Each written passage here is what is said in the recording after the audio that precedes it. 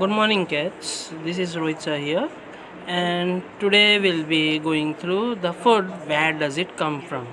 Lesson ही खुद बोल रहा है कि फूड खाना ये कहाँ से आता है, तो हम इसमें आज यही पढ़ने वाले हैं। सबसे पहले इसमें हम क्या क्या पढ़ेंगे ये हम जान लेते हैं। That is topics to be covered. Food, where does it come from, plant parts and animal products as sources of food, herbivorous, carnivorous and omnivorous. मतलब इसमें हम ये सारे टॉपिक्स कवर करेंगे। प्लांट के कौन से भाग, एनिमल के कौन से पार्ट्स हम खाने में इस्तेमाल करते हैं, और ये हर्बीवोरस, कार्निवोरस और ओमनीवोरस क्या है।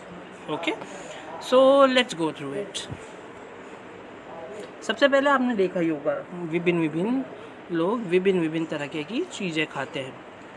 तो फूड है, जैसे अभी मैंने यहाँ पे शीट बनाई हुई है, आप देख ही सकते हो। यहाँ पे प्लांट्स भी कुछ लिखे हुए हैं, एनिमल्स भी कुछ लिखे हैं, और इनके बीच में omnivorous, herbivores and carnivorous 3 terms लिखे हुए हैं। तो सबसे पहले प्लांट्स में हम लोग रूट्स भी खाते हैं, बीट रूट आपने सुना ही है। स्टेम्स भी खाते हैं, पोटैटो मॉडिफाइड है। लीव्स, पत्ते, कॉलीफ्लावर स्पाइनच एंड ऑल, ये सब हम खाते हैं। फ्लावर्स, कॉलीफ्लावर उसमें खाया जाता है। एंड कईयों के तो हम फूल ही खाते हैं। सीड्स, बीज हम लोग खाते हैं। किसी किसी के गेहूं के बीज होते हैं, एज वेल एज राइस के भी बीज ही होते हैं। फ्रूट्स, फल जो हम लोग खाते हैं। एनिमल्स में हम मिल्क, दूध हमारा वहीं से आता है। मीट, जैसे कोई नॉनवेज जो खाते हैं, फिश, चिकन एंड ऑल, ये मीट है। पोल्ट्री में बेसिकली एग्स भी होते हैं, और पोल्ट्री में कई डाइट की भी चीज़ें बनाई जाती हैं। प्रोटीन्स बेसिकली एग्स, अंडे एंड फिश। अब इसमें जो प्लांट के पार्ट्स खाते हैं, नीचे एक टर्म दिया है हर्बीवोरस, ठीक है। तो जो प्लांट्स के पार्ट खा रहे हैं उसे हम लोग हर्बीवोरस कहेंगे, और जो एनिमल्स को खाते हैं उसे हम कार्निवोरस कहेंगे, और जो दोनों को खाते हैं that is plants as well as animals, हम उन्हें ओमनीवोरस कहेंगे। इसका मतलब है कि जैसे हम प्लांट्स भी खाते हैं, सुबह दूध तो सभी पीते हैं, ठीक है, तो हम लोग ओमनीवोरस एनिमल्स हैं। Okay, so the next again the topic is, खाने के पहले हम साफ़ सफाई करते हैं। तो खाना ऐसे ही तो खाया नहीं जाता, साफ़ सफ करके पका के फिर खाते हैं। तो सबसे पहला स्टेप होगा क्लीनिंग ऑफ फूड। इसमें 4 टेक्निक्स यूज़ हो रही हैं: winnowing, hand picking, threshing as well as sieving. So cleaning of food में विनोइंग भी यूज़ हो रहा है, as well as hand picking भी यूज़ हो रहा है, थ्रेशिंग भी यूज़ हो रहा है, और सीविंग भी यूज़ हो रहा है। तो ये चारों टेक्निक को हम जानेंगे। और इसी के साथ अगर मैं इसमें स्लाइड में आपको जो जो चीज़ें दिखा रहा हूँ, ओके, ये आपको अपने नोटबुक में नोट डाउन भी करना है। Can you understand everyone? You have to take down all the notes shown in these slides. Okay, so winnowing को क्या प्रोसेस है हम जानते हैं। winnowing is used to separate heavier and lighter components of a mixture by wind or by blowing air. This method is commonly used by farmers to separate lighter husk particles from heavier seeds of grain. The husk is carried away by wind. The wheat seeds of grain get separated and form a heap near the platform for winnowing. जैसे सब लोग, everyone nowadays in Gujarat basically eats groundnut, मूंगफली, सींग आप लोग खाते ही हो। तो उसमें क्या छिलके होते हैं, तो छिलके को आप पहले हाथों में क्रश करते हो अच्छे से रगड़ के, उसके बाद फूंक मारते हो तो छिलके उड़ जाते हैं। बट क्या ग्राउंडनट उड़ जाता है या मूंगफली उड़ती है? सींग नहीं उड़ेगी, सिर्फ हल्के पार्टिकल उड़ जाते हैं। तो वही टेक्निक है विनोइंग। विनोइंग में क्या है, हम लोग भारी चीज़ें और जो लाइटर चीज़ें हैं उसे सेपरेट करते हैं। जैसे चावल है या गेहूं है, उसके ऊपर का जो सीड कोट होता है उसको हम हवा के थ्रू बहा के फ्रे करते हैं। जैसे यहाँ पे ऊपर लेडी जो खड़ी हैं वो गेहूं डाल रही हैं, तो गेहूं जो है हेवियर सीधे सीधे गिरेगा, बट जो हवा चलने के कारण इसके जो पूरे हल्के पार्टिकल हैं पतले वाले, उसके कोट, ठीक है, परत, वो दूसरी तरफ गिर जाएगी। तो विनोइंग एक इजी टेक्निक है, इसे हम यूज़ कर सकते हैं। सो अब नेक्स्ट हम लोग अगेन हैंड पिकिंग। आप लोग देखते ही होंगे चावल बनाने के पहले आपके घर में पेरेंट्स पत्थर और चावल को हाथ से साफ़ करते हैं, पत्थर निकाल देते हैं, या दाल में से भी पत्थर निकाल के उसे साइड में रख देते हैं और दाल को बनाया जाता है। सो hand picking is removing larger size impurities with hand. So hand picking क्या है? जो लार्जर साइज़ के इम्प्योरिटीज़ होते हैं उसे हाथों से अलग करना। सो इसमें लार्जर साइज मतलब पत्थर या फिर जो हमें नहीं चाहिए, बट ये बहुत टाइम स्पेंडिंग है, तो इसका सिर्फ यही एक डिसएडवांटेज। जैसे आप विनोइंग में बड़े फास्टली कर लेते हो, बट इसमें आप सेपरेट नहीं कर सकते। जैसे अगर ग्राउंड नट है और उसके सीड कोट को हम अलग करें तो एक को करने में हमें काफ़ी टाइम लगेगा, बट हवा से स्पीड में हो जाता है। Example, separating stones from rice, husk from wheat. Hand picking is a convenient method when the quantity of impurities is not large. So hand picking जो है एक कन्वीनियंट मेथड है जब इम्प्योरिटीज ज़्यादा नहीं हो, बट बहुत ज़्यादा हो तो हम नहीं कर सकते। अगली टेक्निक है थ्रेशिंग। ओके, सो अभी हम लोग थ्रेशिंग को देखेंगे। The process used to separate grains from stalks is called threshing. In this process, the stalks are beaten to free the grain seeds. Sometimes threshing is done with the help of bullocks. Machines are used to thresh large quantities of grain. जैसे आप लोग देखते हो paddy है, okay, मेज़ है, इन सब के में क्या है, इसको पटका जाता है सीड्स को। जैसे मकई आप सब लोग खाते ही हो, मकई को अगर आप ज़ोर से पीटोगे तो ग्रेन्स अलग हो जाएंगे सूखने के बाद और उसका स्टेम अलग हो जाएगा। ऐसे ही पैडी में भी ये किया जाता है। जैसे आप देख ही रहे हो फिगर में, वो फार्मर इतना बड़ा बंच उठाया हुआ है, वो पटकने वाला है, तो ग्रेन्स के नीचे उतरेंगी और वो जो हाथ में हरी पत्तियाँ हैं वो अलग हो जाएंगी। So this process is use to separate grains from stalks is called threshing. In this process, the stalks are beaten to free the grain seeds. Sometimes threshing is done with the help of bullocks. Machines, thresher, सभी के खेतों में जहाँ पे बहुत सारी फसल होती है वहाँ पे थ्रेशर बुलाया जाता है ताकि लार्ज क्वांटिटीज़ ऑफ ग्रेन को थ्रेश किया जा सके। So the next will be sieving. Sieving है छानना। आपने देखा ही होगा रास्ते पे कहीं पे भी बिल्डिंग बनता है तो सीमेंट और सैंड को अलग करने के लिए जाली रखी जाती है। जाली में क्या है, पतले पार्टिकल नीचे गिर जाते हैं और मोटे पार्टिकल अलग हो जाते हैं। सो ऐसे ही चावल और गेहूँ पिसाने के बाद जब हमें इसे सेपरेट करना होता है, जो पिसा हुआ नहीं है उसे हम छानते हैं। डेली सुबह टी जब बनता है, चाय में से ही अगर हमें लिक्विड निकालनी तो हम चाय छन्नी यूज़ करते हैं। चाय ऊपर से डालते हैं, पत्ती ऊपर रह जाती है, पानी नीचे। सो उस टेक्निक को हम लोग सीविंग कहते हैं. Sieving allows fine particles to pass through the holes of our sieve while the bigger particles remain on the sieve. In a flour mill, impurities like husk and stones are removed from wheat before grinding it. Sieves are also used at construction sites to separate pebbles and stones from the sand. तो पत्थरों को और sand को भी separate करने के लिए भी ये टेक्निक यूज़ की जाती है, एज वेल एज खाने की चीज़ों में वीट है, हस्क है, इन सबको सेपरेट करने के लिए ये टेक्निक यूज़ की जाती है छन्नी के द्वारा. So the next technique, again the techniques over. So now we'll be going to see sources of food. That is the regional variety. Her state में अलग अलग चीज़ें खाई जाती है. अब तो जानते ही हो, नॉर्थ में जम्मू एंड कश्मीर, हिमाचल, ये सब आता है. साउथ में तमिलनाडु, केरला, आंध्र प्रदेश, ये सब आता है. एंड वेस्ट में आपके गुजरात, महाराष्ट्र, ये सब आता है. और ईस्ट में अगर हम जाएं तो असम, मेघालय, ये सारी स्टेट्स आते हैं. तो जगह जगह पे जगह जगह का खाना खाया जाता है. चलो हम लोग देखते हैं नॉर्थ में क्या क्या है. चपाती है, पराठा है, पूरी, दाल, सब्जी, लस्सी, खीर, मीट एक्सेट्रा. तो नॉर्थ में ऊपर पंजाब सब जगहों पे ये चलता है. साउथ में इडली, डोसा, सांभर, वड़ा, ये सब तो आपने देखा ही है और कईयों को पसंद भी है. उपमा, डोसा, इडली, राइस, रसम, नारियल चटनी एक्सेट्रा. ईस्ट में राइस, फिश, करी. जहाँ पे बंगाल, असम, ये सब आता है वहाँ पे राइस और फिश खाया जाता है.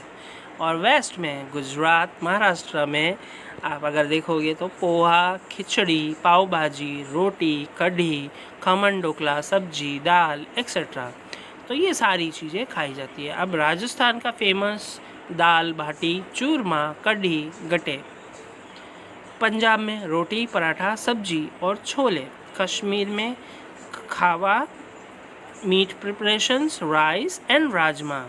कई लोग अगर वैष्णो देवी गए हो तो वहाँ पे भी राइस और राजमा मिलता है, फेमस है। Tamil Nadu, USR state, okay, so idli, dosa, upma and rasam. मैं खाता ही हूँ बट और भी कई चीज़ें खाई जाती हैं। केरला, अपम, पुट्ट, पायसम। अपम एक डिश होती है नॉर्मल इडली की तरह ही, पुट छोटी डिश है और पायसम जो है खीर को कहते हैं हम लोग अपनी लैंग्वेज में। आंध्र प्रदेश, उपमा, डोसा, राइस, सांभर। गुजरात, ढोकला, कढ़ी, रोटी, ये तो सबको मालूम होगा।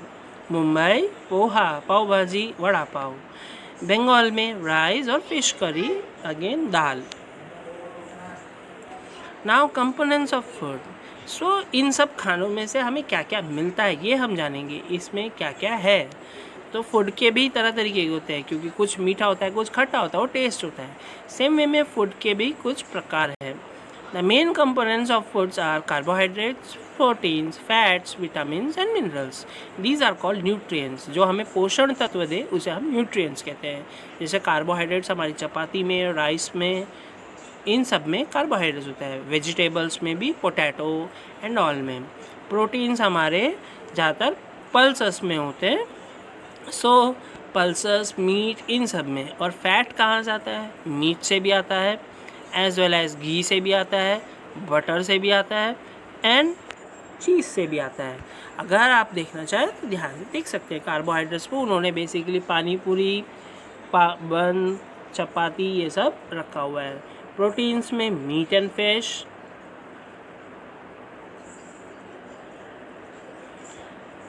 चीज़, eggs, beans, bread, hummus and nuts and seeds रखे हुए हैं। फैट के लिए fatty meats and fish, cheese, butter, avocado, nuts and seeds and chocolate जो आप लोग बहुत खाते हो। Vitamin and minerals basically milk में भी बहुत होते हैं और साथ ही साथ हर फल में और वेजिटेबल में भी होते हैं। अब अगला स्लाइड है कार्बोहाइड्रेट्स। सो कार्बोहाइड्रेट्स क्या करते हैं? हम लोग खाते तो हैं, ये कंपोनेंट है, बट ये करते क्या है?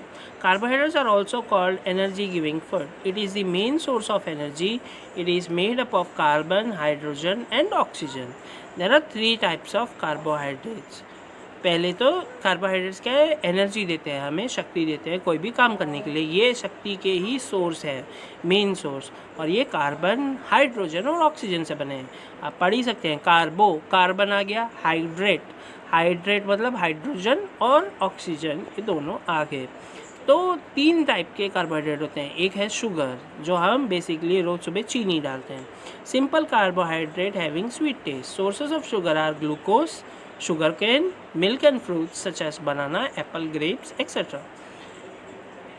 तो शुगर के सोर्सेज क्या क्या? ग्लूकोज, जो आप लोग थक जाते हो तो पिलाते हैं। गन्ने का रस, शुगर केन, दूध और फल, और बनाना, एप्पल तो फ्रूट्स में आपको मालूम ही है। Starch, it is a complex carbohydrates.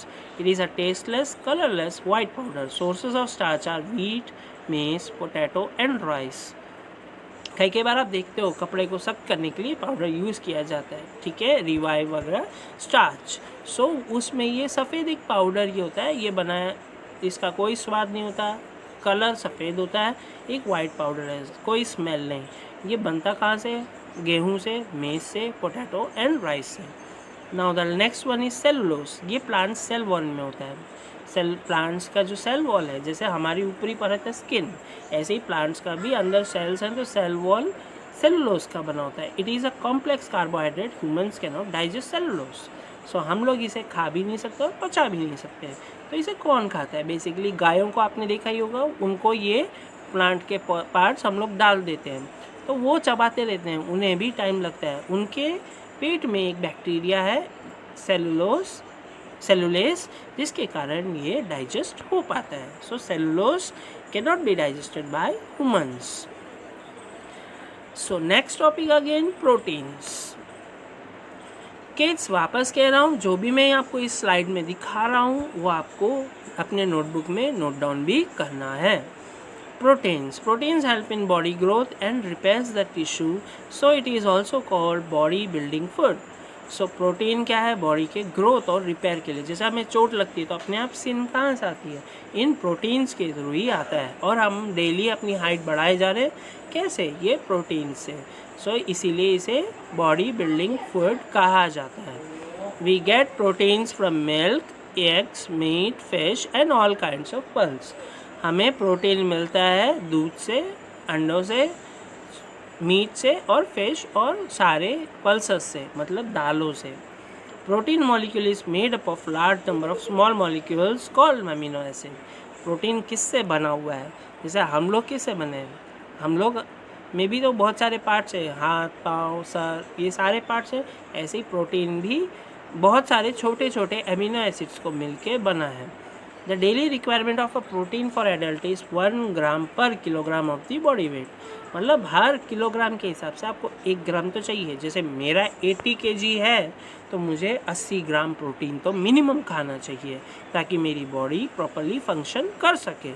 अगर आपका 10 kg के ही हैं तो आपको सिर्फ 10 ग्राम ही प्रोटीन खाना बस होता है.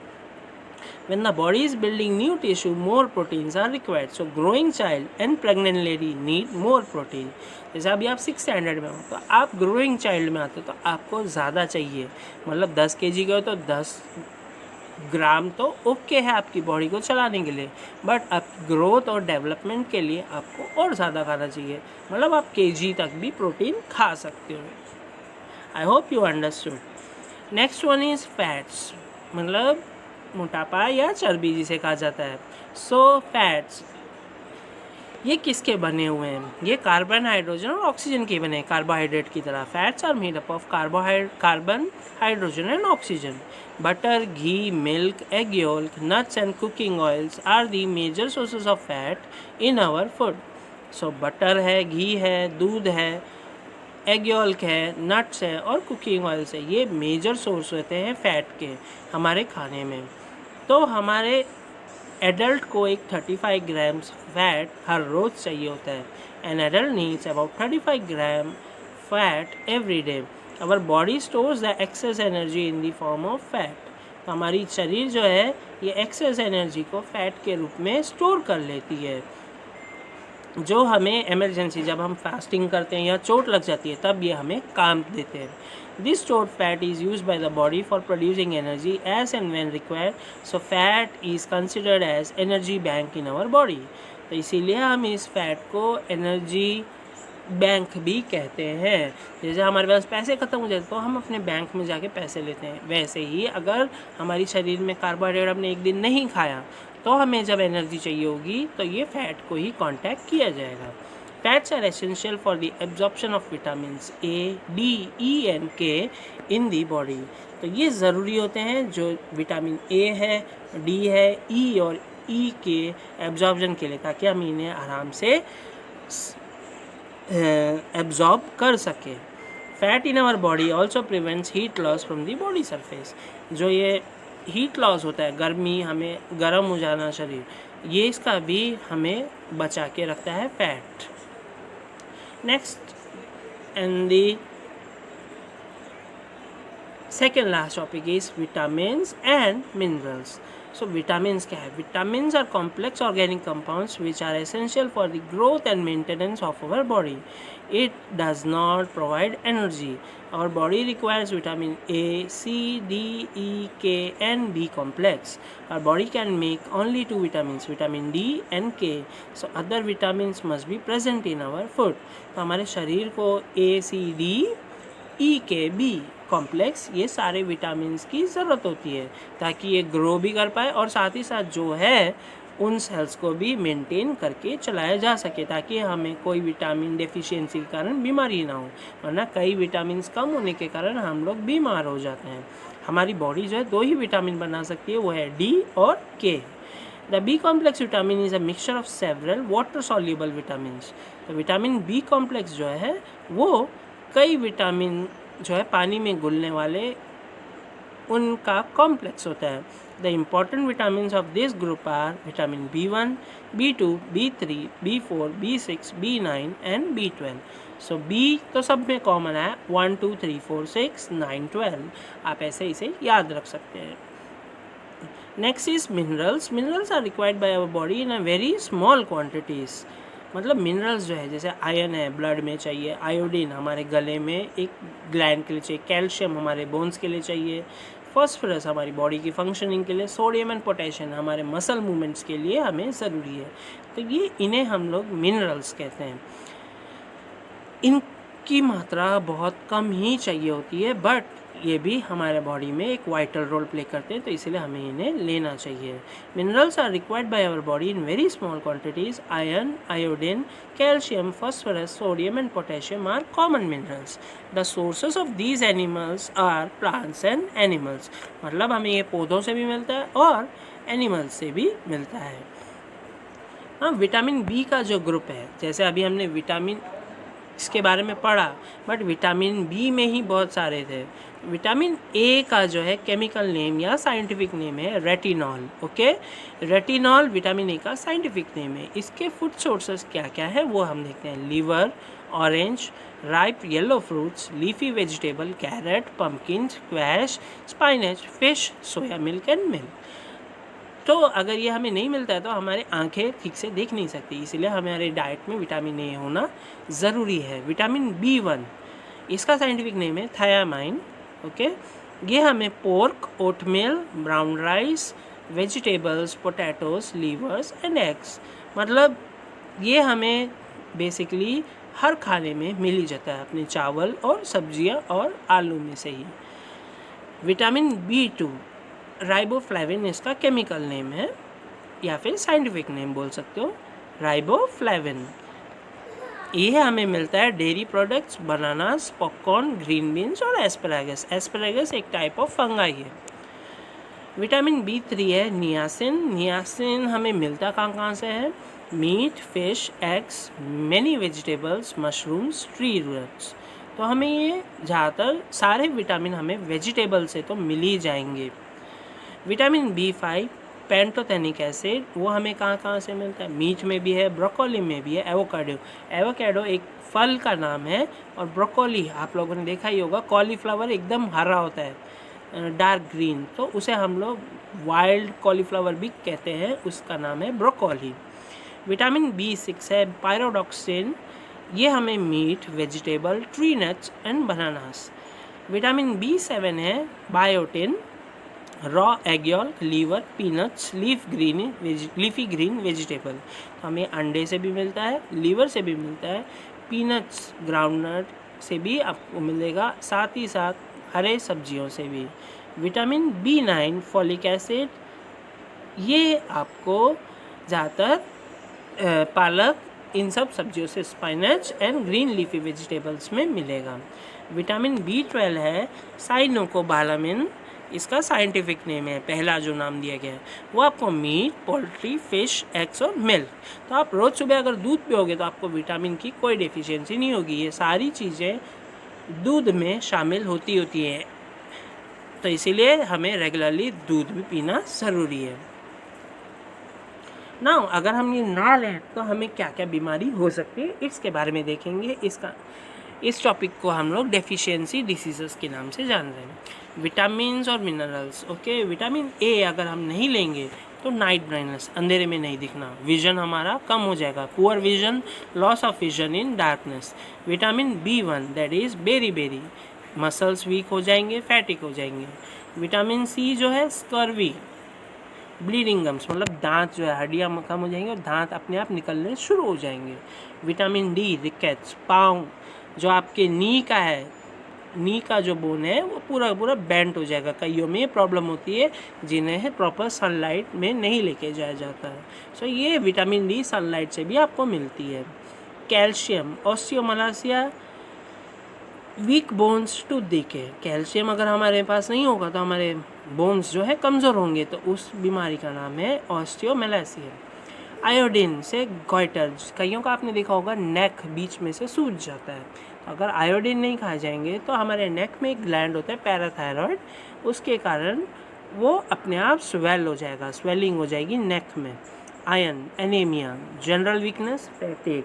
अगर आयरन नहीं मिलेगा तो हमारे blood cells properly oxygen carry नहीं कर पाएंगे, तो ब्लड सेल्स कम होने पे उस बीमारी को हम लोग एनीमिया कहते हैं, और वो शरीर को थका देते हैं और हम चक्कर खा के गिर भी सकते हैं।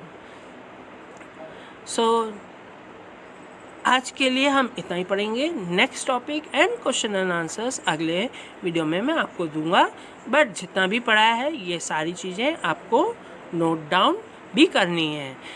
और ये आखिरी टॉपिक डाइटरी फाइबर और बैलेंस डाइट, आप इस पे ध्यान दीजिए। The fibrous indigestible material present in any food is termed as dietary fiber or roughage. It helps in preventing constipation. It adds bulk to the food and gives a sense of fullness after the meal. Salad, vegetables, sprouted grains and fruits are the sources of roughage. तो जो fibrous material है जो हमारे शरीर में digest नहीं हो सकते, तो उसको हम लोग डाइटरी फाइबर या रफेज कहते हैं। जैसे कई हम लोग जो सब्जियां खाते हैं उसके ऊपर की परत हम पचा नहीं सकते, सलाद ही ले जाए तो उसमें ये हमारे डाइट को फुल बताते हैं, तो हमें पेट को एक फीलिंग देते हैं हाँ पेट भर गया है।